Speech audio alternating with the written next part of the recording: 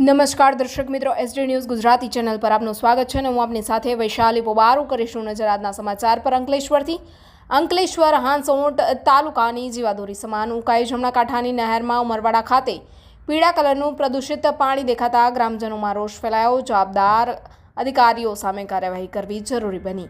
અંકલેશ્વર તાલુકાના પાનીલોમાંથી પસાર થતી વનખાડી અને ઉકાઈ જમણા કાંઠાની નહેરમાં પીળા રંગનું કેમિકલવાળું પાણી જોવા મળતા લોકોમાં ભય ફેલાયો છે. કોઈ બેજવાબદાર ઉદ્યોગ અથવા કેમિકલ માફિયાઓએ દૂષિત પાણીનું કેનાલ અને ખાડીમાં નિકાલ કર્યો હોવાની આશંકાઓ સેવાઈ રહી છે.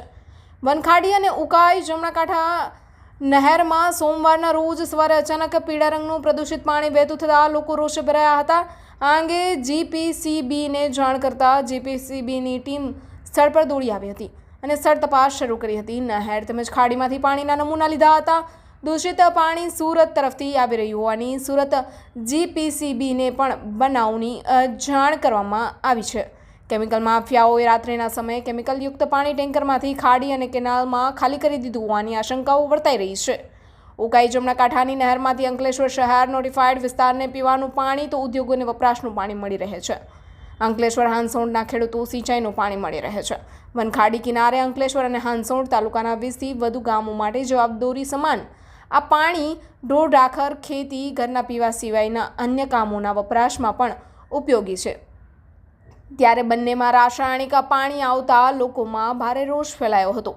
ઉદ્યોગકારોની બેદરકારીને કારણે અગાઉ વરસાદી કાસમાં કેમિકલયુક્ત પાણી વહેતું હતું અને હવે નહેરમાં પણ એ જ દ્રશ્યો જોવા મળી રહ્યા છે. આ ઝેરી પાણી ખેતી પશુઓ તથા આસપાસના ગામડાઓના લોકોને નુકસાન પહોંચાડી શકે છે. આસપાસના લોકોને જાગૃત નાગરિકો દ્વારા ઘટનાની તાત્કાલિક તપાસ અને યોગ્ય પગલાં લેવામાં આવે તેવી માંગ ઉઠવા પામી છે. આ ઘટનાથી પર્યાવરણ અને માનવ આરોગ્યને ગંભીર જોખમ ઊભું થઈ રહ્યું છે અને તંત્ર દ્વારા જવાબદારો સામે કડક કાર્યવાહી કરવી જરૂરી બની છે. Reporter Jayesh Prajapati, SD news Gujarati, Ankleshwar.